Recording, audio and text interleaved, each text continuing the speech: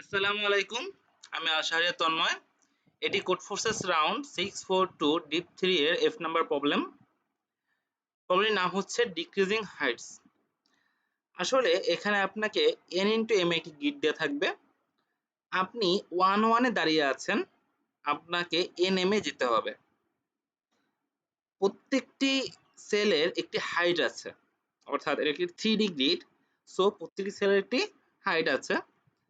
তো হাইটটা 10^15 পর্যন্ত হতে পারে। ওকে, এখন আপনি এক সেল থেকে আরেক সেলে যাওয়ার একটা শর্ত আছে যে আপনি শুধু আপনার ডানের সেল অথবা আপনার নিচের সেলে যেতে পারবেন। ক্লিয়ার? অর্থাৎ আপনি চাইলে উপরে বা বাম পাশে যেতে পারবেন না, আপনার ডানে যেতে হবে অথবা নিচের সেলে যেতে হবে।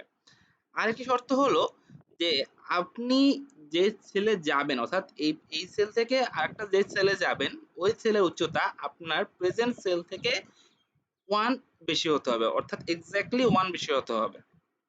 ওকে, আমি জাস্ট জিনিসটা হয়তো বুঝাতে পেরেছি। এরপর আমি সলিউশন চলে যাচ্ছি।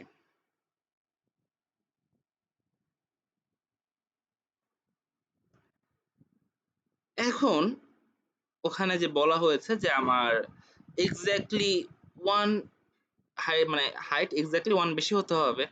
বাট এখানে দেখা যাচ্ছে যে আমার প্রত্যেকটা সেলের হাইট দেয়া আছে, যে প্রথম ভ্যালুগুলো হলো প্রত্যেকটা সেলের হাইট।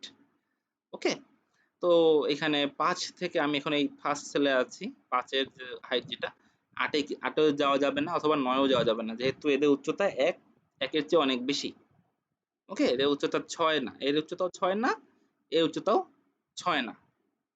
তো সেই ক্ষেত্রে আপনার যেটা করতে হবে, মানে আপনার কাছে যেটা মানে একটা সুবিধা আছে, সেই সুবিধা হলো আপনি প্রত্যেকটা ছেলের হাইট 1 করে কমাতে পারবেন। আপনার প্রবলেম বলা হয়েছে কি যে আপনি প্রত্যেকটা সেলের হাইট এক একটা অপারেশনে 1 করে কমাতে পারবেন, মানে আপনি একটা সেলে একাধিক অপারেশন চালাতে পারবেন। ওকে, অর্থাৎ আপনি একটা সেলের হাইট যদি 8 এর মানে 8 আছে, সেটাকে আপনি 7 6 5 4 3 2 1 করতে চান, আপনি সেটা করতে পারবেন। এটা আপনার পক্ষে কোনো বড় ব্যাপার না। বাট এটা আপনাকে, এই প্রবলেম আপনাকে সুবিধা দিয়েছে। বাট এখন আপনাকে আউটপুট দিতে হবে যে আপনি এই 1 থেকে nm এ যেতে মিনিমাম কতগুলো হাইট আপনার কমাতে হবে, কতটুকু হাইট আপনার এক একটা সেলের কমাতে হবে ইন টোটাল। আপনি যদি 1 থেকে nm এ যেতে চান, তাহলে কতটুকু হাইট আপনার কমাতে হবে। তো আমরা আসলে ডিরেক্টলি প্রবলেমে চলে যাই। খেয়াল করুন, আপনি যদি 1 থেকে ধরে নিন যে আপনি চাচ্ছেন এই 3 2 সেলে যাবেন, তো আপনার এই 3 2 সেলের হাইটটা মিনিমাম কত হতে হবে, মানে আপনার 3 2 সেলের হাইট ম্যাক্সিমাম কত হলে, সরি ম্যাক্সিমাম কত হলে আপনি আসলে এই 1 থেকে এই 3 2 সেলে যেতে পারবেন। তো তার একটা আপনি সূত্র দেখতে পাচ্ছেন, এটা আসলে সূত্র না, এটা স্বাভাবিক একটা কমন সেন্স। যে আপনার যদি এখানে 5 হয়, খেয়াল করুন, তাহলে আপনার এখানে হাইট হতে হবে 8। কিভাবে? যদি আমি কাউন্ট করি, ম্যাথমেটিক্যালি কাউন্ট করি, তাহলে সেক্ষেত্রে হবে হলো যে আপনার যদি আপনার এখানে অবস্থানটা যদি PQ হয়, তাহলে এখানে অবস্থানটা আর এখানে অবস্থান যে I যে হয়, তাহলে আপনার যে চেঞ্জ হবে বা হাইট চেঞ্জ হবে, সেটা হলো P minus I plus Q minus J।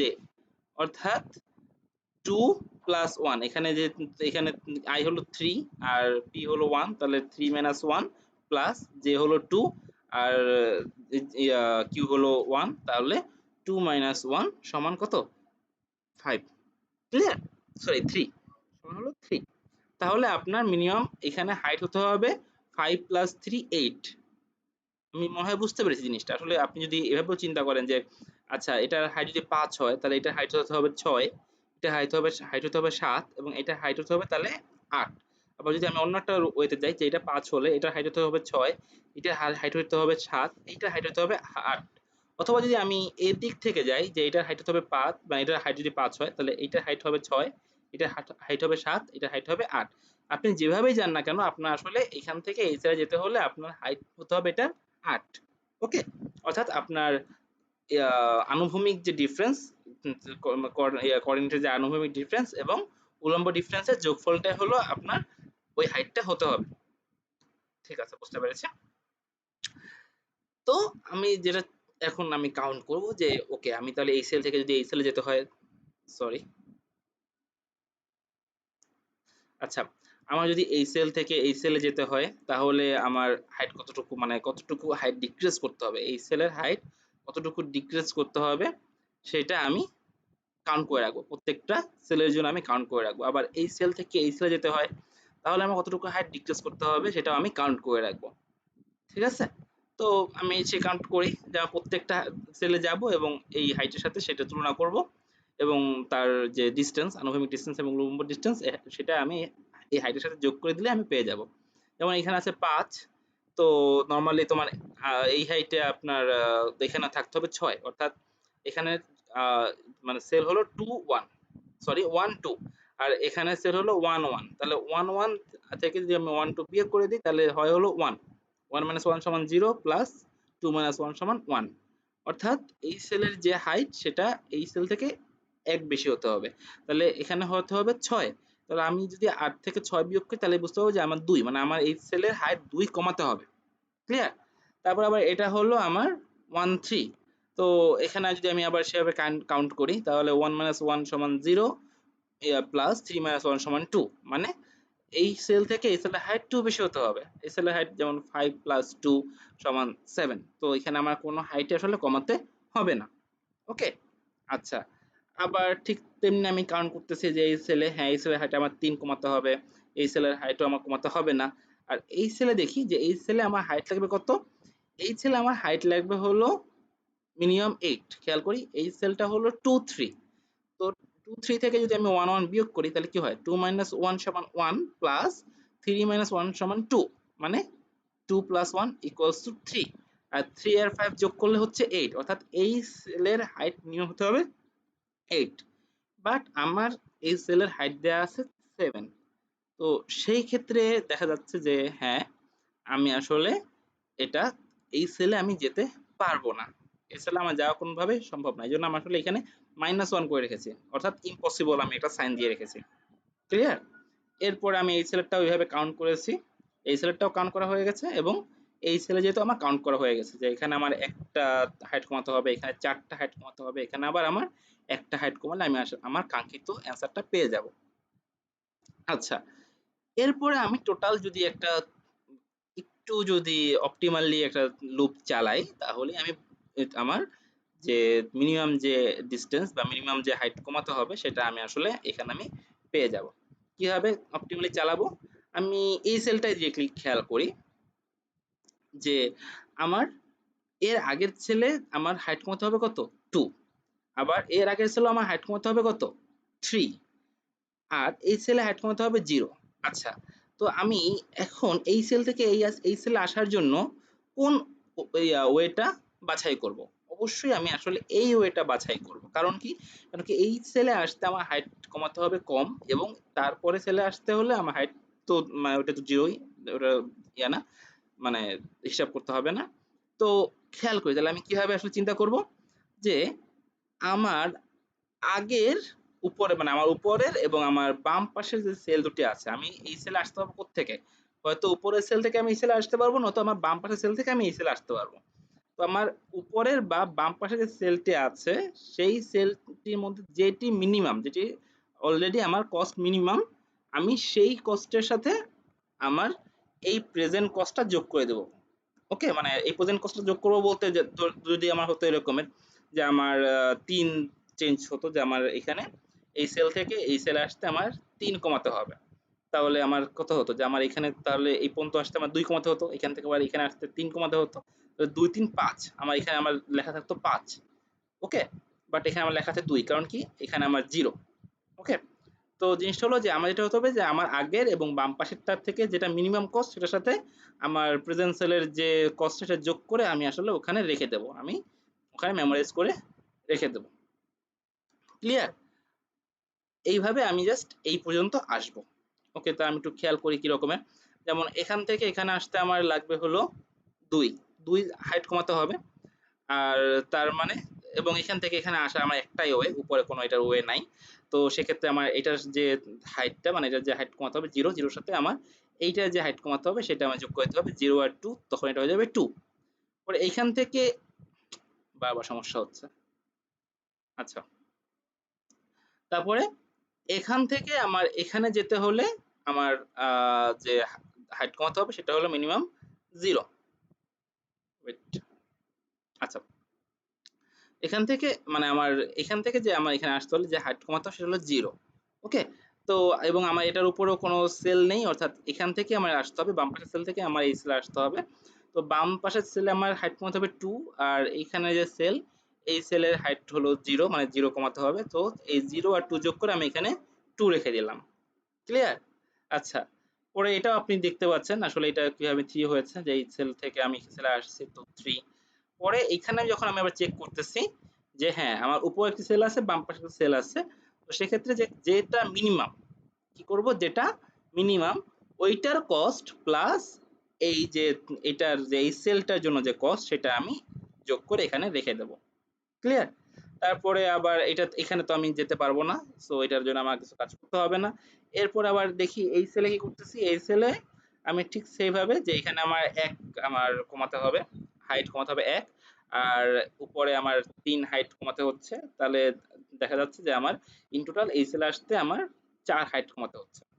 পরে এই সেল আসতে এখন আমি কিভাবে করব, আমি উপর থেকে চেক করব এবং নিচ থেকে চেক করব।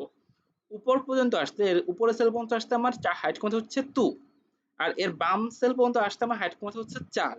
তাহলে আমি এই সেলে কোন পাথে আসবো, আমি অবশ্যই এই সেলে এই উপরে এই পাতটা দিয়েই আসবো, আমি এই বাম পাশের পাটটা দিয়ে আসবো না, কারণ এটা আমার জন্য আসলে মানে অপটিমাল সলিউশন দিবে না। তো ওই উপরের যে হাইট কমাতে হচ্ছে, টোটাল হাইট কমাতে হচ্ছে, সেটার সাথে এই সেলে যে হাইট কমাতে হবে সেটা যোগ করে আমি এখানে রেখে দেবো 6। ওকে? পরে আবার এই সেলের জন্য আমি আবার উপরে এবং বামে চেক করব, যেহেতু উপরে এখানে আসা যায় না, উপরে এখানে কোনো আসা কেউ আসতে পারেনি, মানে আপনি আসতে পারেননি আর কি। তাহলে বাম সেলের হাইটের সাথে বাম সেল ইন টোটাল যে হাইট কমাতে হবে সেটার সাথে এই সেলের যে হাইটটা আমার কমাতে হবে সেটা যোগ করে 6 যোগ 1 7, অর্থাৎ আমার এক এক থেকে আমার এনএম আসতে আমার এখানে কস্ট লাগবে 7। আশা করি এই পর্যন্ত আপনি বুঝতে পেরেছেন। কিন্তু এতক্ষণ পর একটা সমস্যা আমরা দেখা দেবে, যে সমস্যাটা কি, আমি কিন্তু এই প্রথম সেলের যে হাইটটা, এই সেলের হাইট গুলো কমিয়েছি বাড়িয়েছি, বাট এই প্রথম সেলের হাইটটা কিন্তু কনস্ট্যান্ট, এটা 5ই রয়ে গেছে, তাই না? বাট আমি যদি প্রথম সেলের হাইটটা কমাই, হ্যাঁ আমি চাইলে প্রথম সেলের হাইটটা কমাতে পারবো, তাহলে আমি প্রথম সেলের হাইটটাও যদি কমাই, তাহলে সেক্ষেত্রে আমার রেজাল্ট কত হবে খেয়াল করি। প্রথম সেলের হাইট যদি আমি কমাই তাহলে এখানে হয়ে যাচ্ছে আমার 4, তাহলে 4 হলে এখানে আমার 8 এ আসতে আমার হাইট কমাতে হবে, মানে এটা হতে হবে 5 তখন। তো এটা 5 হতে হলে আমার হাইট কমাতে হবে 3, 8 থেকে 5 এ যেতে হলে 3 কমাতে হবে, ওকে 3। তারপরে এটা হতে হবে 6, তাহলে এখান 6 থেকে আমার হাইট কমাতে হবে 1, মানে মানে আমার 7 থেকে হাইট কমাতে হবে 1, 6 করতে হলে, তাহলে 3 আর 1 6, এবং তারপরে এটার তখন 7 এবং এখানে 7ই আছে, মানে সরি 3 আর 1 4, 4 এবং এখানে 7ই আছে। তো এখানে আর কোনো হাইট কমাতে হবে না।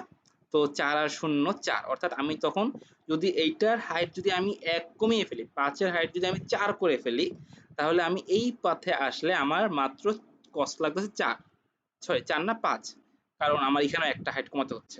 ওকে? এখানে একটা হাইট কমাতে হচ্ছে, সেজন্য এখানে আমার 1, এখানে 3, এখানে 1 এবং এখানে 1। তো 1 3 4 1 5 1 6 6 6। ওকে?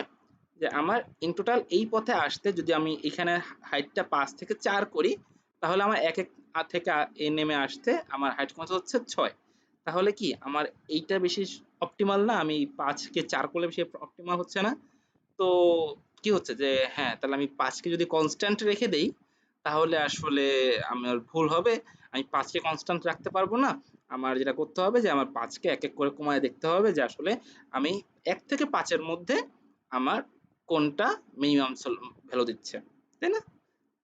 বাট এখানে আবার কি সমস্যা, এই যে অ্যারের যে ভ্যালু সেটা হতে পারবে 10 টু দি পাওয়ার 15 পর্যন্ত ম্যাক্সিমাম। এখন যদি এটা যদি 10 টু দি পাওয়ার 15 হতো, তখন আপনি এক এক করে কমাতেন এবং 10 টু দি পাওয়ার 15 টাইমস এটা চেক করতেন। Is it possible? এটা পসিবল না। তো আপনি একটু অন্যভাবে দেখেন। ফার্স্ট টাইম যখন আমি এই যে সলিউশনটা করেছি, এই পাথে এইভাবে এইভাবে এইভাবে আসছে, তখন আমার 1 যে সেলটা ছিল সেটা কিন্তু আসলে কনস্ট্যান্ট ছিল, সেটা কিন্তু চেঞ্জ হয়নি। ওকে, হয়তো বা অন্য অন্য কিছু ছিল চেঞ্জ হয়নি, বাট 1 যে চেঞ্জ হয়নি সেটা আমি একদম শিওর, তাই না? আবার যখন আমি সেকেন্ড টাইম যে অপটিমাল সলিউশনটা করলাম, মানে 1 কে আমি চেঞ্জ করছি, সেই ক্ষেত্রে যেটা হচ্ছে যে এইখানে এসে এই যে 2 3 যেটা আছে এইটা কিন্তু চেঞ্জ হয়নি, এটা কিন্তু 7 রয়ে গিয়েছিল। অর্থাৎ আমি শিওর যে এখানে যে হাইট গুলো আছে আমার অপটিমাল সলিউশন করার পর যে কোনো একটি হাইট চেঞ্জ হবে না। যে কোনো একটি হাইট, অর্থাৎ এই 7 বলি, মানে এই 7 বলি বা এই 7 বলি বা এই 10 বলি, যে কোনো একটি হাইট থাকবে যেটি আসলে চেঞ্জ হবে না। তো আমি যেটা করব যে আমি একবার এই হাইটটাকে ইয়া করে, মানে এই হাইটটাকে কনস্ট্যান্ট ধরে তারপরে একবার সলিউশন করব। ওকে, ওটা অ্যান্সারের মধ্যে রেখে দেবো। তারপরে আবার এই হেডটাকে কনস্ট্যান্ট করে আমি সলিউশন করব। তাহলে ওটাকে আবার অ্যান্সারের মধ্যে রেখে দেবো এবং অ্যান্সারের মধ্যে মিনিমাম, যদি মিনিমাম হয় তাহলে আমি ওটা অ্যান্সার মিনিমাম মিনিমাইজ করব। পরে এই হেডটাকে আবার কনস্ট্যান্ট ধরে আমি একবার সলিউশন করব, আবার এই হেডটাকে কনস্ট্যান্ট ধরবো, এই হেডটাকে কনস্ট্যান্ট ধরবো। এরকম করে এক একটা হাইট কনস্ট্যান্ট ধরে আমি যে কাজটা আমি সলিউশন করার ট্রাই করব। যখন সবগুলো হাইট কনস্ট্যান্ট ধরার পর আমার সলিউশনটা হয়ে যাবে, বুঝতে হবে যে এখন যে অ্যান্সারটা আছে সেটা আসলে মিনিমাইজড অ্যান্সার। ওকে, আমি এখন করে যাই।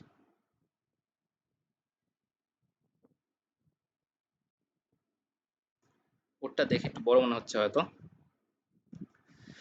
আচ্ছা, তো প্রথমে আমি ইনপুট নিয়ে নিলাম। ইনপুট নেওয়ার পর আমি যেটা করেছি, আমি একটি লুপ চালাচ্ছি, যে লুপটা হলো পি কিউ দ্বারা, কিউ দ্বারা ইন্ডিকেট করা। ওকে, একটি যে এই নেস্টেড লুপটি প্রথম পি 1 থেকে এন পর্যন্ত চালাচ্ছি এবং কিউ কে 1 থেকে এন পর্যন্ত চালাচ্ছি। এটা আসলে কি?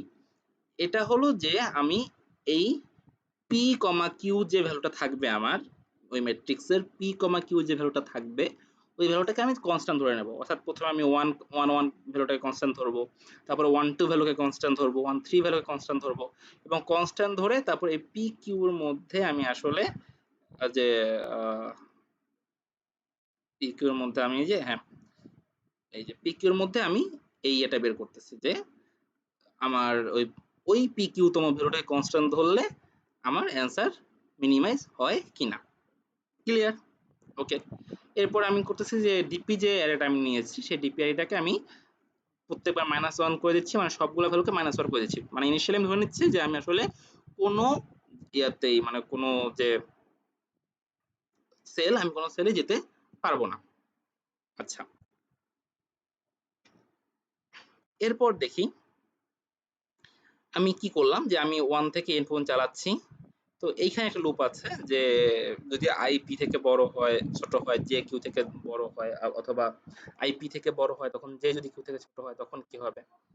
আসলে এটা যদি আমি একটু খেয়াল করি, এখানে ধরে নিন যে আপনি এই যে সেলটা আছে এটাকে আপনি কনস্ট্যান্ট ধরবেন, এই সেলটাকে আপনি কি করতে চাচ্ছেন, আপনি কনস্ট্যান্ট রাখবেন। তখন আপনি চাইবেন কি, আপনি চাইবেন যে আপনার এইখানে যে পাথটা আসবে, রেজাল্টটা আসবে, সেটা মানে যে যে পাথের মধ্যে রেজাল্টটা আসবে, তো ওই পাথে এই সেলটা যেন অবশ্যই থাকে। অর্থাৎ যাকে আপনি কনস্ট্যান্ট ধরবেন সেই সেলটা যেন আপনার অবশ্যই থাকে ওই পাথের মধ্যে। মানে অর্থাৎ হয়তো এই পাথটা, অথবা এই পাথটা, অথবা এই পাথ, আপনি যেই পাথই বলেন যে আপনি কিন্তু শেষ পর্যন্ত, অথবা এই পাথ, যে এই সেলটা কিন্তু আপনার প্রত্যেকটা পাথের মধ্যে আমি কি করতেছি, কনস্ট্যান্ট রাখতেছি। বাট আপনি যদি কোনোভাবেই এদিকে চলে যান, সামহাও এদিকে চলে যান, তাহলে কিন্তু আপনি আর এদিকে এই যে পার্টটা, এই পার্টটার মধ্যে কিন্তু আপনি এই যে সেলটা, এই কনস্ট্যান্ট সেলটা আর পাচ্ছেন না। বা আপনি যদি এখানে চলে যান তাহলে কিন্তু আপনি কনস্ট্যান্ট সেলটা পাচ্ছেন না। তাই আমি জাস্ট এতটুকু চেক করেছি যে আমি আমার আই যে যখন, মানে আই যখন পি থেকে ছোট, উপরে মানে উপরের সেলগুলোর ক্ষেত্রে খেয়াল করেছি যে আই যখন পি থেকে ছোট, তাহলে যে যদি কিউ থেকে বড় হয়ে যায়, মানে এই দিকে চলে যায়, তাহলে সেই সেলের জন্য আমার চেক করতে হবে না। ধরে নিলাম যে আমি সেই সেলে যেতে পারবো না, এই জন্য সেই সেলের ভ্যালু আমি -1ই রেখে দিয়েছি। ক্লিয়ার? আবার যখন আই পি থেকে বড় হয়ে যাবে তখন আমার কিউ যখন জে থেকে ছোট, সেই সেলগুলোর জন্য আমি ঠিকই একইভাবে ডিস্টেন্স -1 করে রেখে দিয়েছি। যার ফলে দেখা যাচ্ছে যে আমি ওই সেলটা অবশ্যই আমার, মানে আমি যে সেলটাকে কনস্ট্যান্ট ধরেছি ওই সেলটা অবশ্যই আমি আমার পাথে কি করতেছি, ইউজ করতেছি। ক্লিয়ার? আচ্ছা, আর এরপরে তো আমি ওই যে জিনিসটা P minus P plus I minus Q plus, যে অর্থাৎ আমি ওই জিনিসটা চেক করতেছি, ওই জিনিসটা যে আমার মিনিমাম কত ডিস্টেন্স আমার কমাতে হবে, কতটা হাইট আমার কমাতে হবে, সেটা আমি চেক করে এই ডিপির মধ্যে রেখে দিচ্ছি। ক্লিয়ার? আচ্ছা, এরপরে আমি কি করলাম, এরপরে আবার এই লুপটার মধ্যে আমি যেটা করতেছি যে এতটুকু তো সেম জিনিসই। প্রথম লাইনটা হলো যে ডিপি যদি ডিপি আইজি যদি -1 হয়, তাহলে কি যে আমি আসলে ওইখানে যেতেই পারতেছি না, আমি ওই সেলে যেতে পারতেছি না। আমি যে সেলে যেতে পারতেছি না সেই সেলের নিয়ে আমি চিন্তা ভাবনা করা আমার তো দরকার নেই। ওকে, এই জন্য ওইখানে আমি কন্টিনিউ করে দিয়েছি, লুপ কন্টিনিউ করে দিয়েছি। এরপরে যদি I1 এবং J1 হয়, অর্থাৎ 1 সেলের ক্ষেত্রে কিন্তু আমি উপর থেকেও কোনো ভ্যালু পাবো না, আবার বাম পাশ থেকেও কোনো ভ্যালু পাবো না। 1 সেলে আমার উপর থেকেও কেউ যে বলবে না যে আমার উপর থেকে আমার মিনিমাম কস্ট আনতে হবে বা বাম পাশ থেকে আমার মিনিমাম কস্ট আনতে হবে, তেমনটা না। ওকে, তো 1 সেলের জন্য আমার আসলে কোনো কাজ কোনো দিক থেকে আর মানে আমার কস্ট আনতে হবে না। যার ফলে আমি 1 সেলের জন্য আমি এটাকে কন্টিনিউ করে দিয়েছি। এখানে চেক করব যে আসলে এই লুপের মধ্যে যে উপরের সেলটা আমার মিনিমাম নাকি বাম পাশের সেলটা আমার মিনিমাম, সেটা চেক করে আমি আসলে এখানে দিব। মানে ডিপির মধ্যে আমি যোগ করে রাখবো, মানে আমি যোগ করে জাস্ট কুমুলেটিভ সামের মতো করে রাখবো। আচ্ছা, এরপরে কি করলাম, এরপরে আমি এক্স এর মধ্যে DP I J I-1 J মানে উপরেরটা, এবং ওয়াই এর মধ্যে ডিপি আই জে -1 মানে বাম পাশেরটা নিয়ে নিলাম। এখন যদি এক্স যদি -1 হয় এবং ওয়াইও যদি -1 হয়, তার মানে কি, দেখা যাচ্ছে যে আমি যে সেলে আছি ওই সেলে আমার একটা বলা আছে যে হ্যাঁ আমি এই সেলের 3 হাইট কমাতে হবে, কিন্তু কাকতালীয়ভাবে এমন হয়েছে যে এর উপরের সেলটার হাইটও আমার মিনিমাম রিকোয়ারমেন্ট হাইট থেকে কম, আবার বাম সেলের হাইটটা ওর মিনিমাম রিকোয়ারমেন্ট হাইট থেকে কম, মিনিমাম রিকোয়ার্ড হাইট থেকে কম।